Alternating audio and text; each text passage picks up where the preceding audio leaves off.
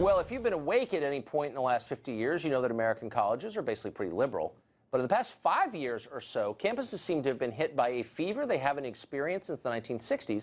Instead of focusing on professional skills or the sweet treats of scholarship, millions of students and professors have made far-left politics their only reason for being at school. The result is this: everybody gets a safe space except white men. They are hated and despised. What is this about exactly? Scott Greer is the author of a new book that considers it. It's called No Campus for White Men, and he joins us in the studio. Scott, thanks for coming on. Thanks for having me, Tucker. So the hysteria level's rising. That's not my imagination. I went to college at one point. It wasn't like this. What's changed?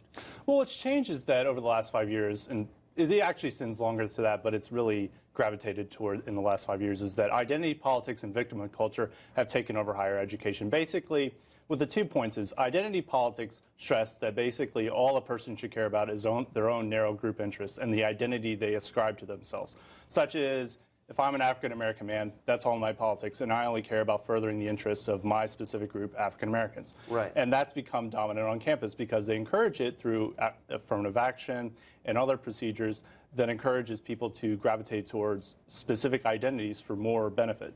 And then second, and more important is, in some ways, is victimhood culture, where everybody kind of competes to be the biggest victim. And a lot of people are like, well, why are all these young people trying to pretend to be victims? Nobody wants to be a victim, but the reason why they do that is because we assign moral status in the college moral culture that's being created to who's the bigger victim, who's more oppressed, who's more oppressed gets more status in that moral hierarchy created.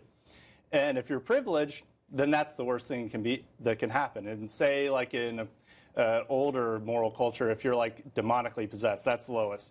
With this, it's like if you're privileged, that's the worst thing you can be, but being a victim is the best thing you can be. But when your victimhood isn't assigned based on socioeconomic status, you can be the son of a poor coal miner from West Virginia, and you're privileged, and you can be the son of a wealthy multimillionaire, but African-American, and you're oppressed. And that's how the system works. God, there's so many ironies in all this. I mean, I guess the first one you sort of noted. I mean, everyone in college is privileged by definition. They're not working for a living. They're learning, which was considered a privilege for like 1,000 years. And the second point is that colleges were designed to be places where people studied universal truths and values rather than narrow and sectarian ones. Why the change? Like, what brought this about? How did it get here? Well, it is that it wants to pertain to these narrow interests, as I write in No Campus for White Men. It's about building. It's about it's about trying to get to the right views of these people. Right. It's trying to, if you have a narrow identity politics, if that's the core being of the political message on campus, everything is designed to please that type of system.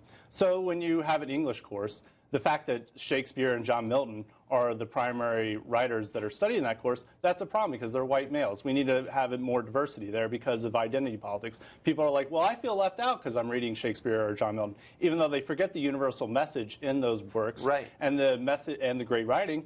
They instead, well, we need to have somebody that reflects this current campus culture that we have. So that's why they kind of they push these type of things on college campus. You know, I believe everything you say. I don't fully understand this, the psychology behind it or where it came from, but here's what I know for sure. It doesn't make you happy. We have a video from Yale. I think this is one of the exchanges that precipitated your book, that inspired you to write this. This is a Yale professor, and this is kind of what a lot of them are like. We can roll this. Your position as master, do you understand that? Then no, I don't agree with that. Then why the you accept the position? Because who hired you? I have a different vision You should step down. If that is what you think about being a master, you should step down. It is not about creating an intellectual space. It is not. Well, that's just textbook hysteria, but it's also an expression of deep unhappiness. I mean, what was that about? Absolutely. And that, as you said, that inspired No Campus for White Men.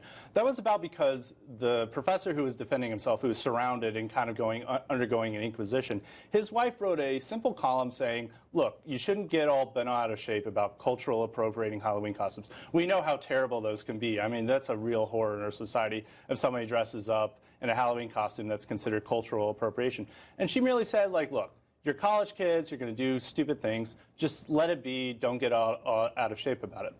But that was like the worst thing that ever happened on this campus. It was like somebody wrote this horrific racist letter to the newspaper. That's how students treated it. And they took out all their anger upon this poor professor, who's actually a liberal himself, who actually sympathized with their cause, but they wouldn't even let him get his viewpoint heard. They just screamed at him and vented their anger. And it was all kind of this ritual humiliation that he was undergoing. And it was really quite shocking when it happened.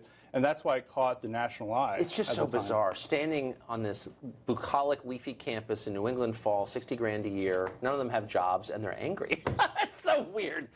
No Campus for White Men is the book. Scott Greer is the author. Thanks for joining us. Thank you.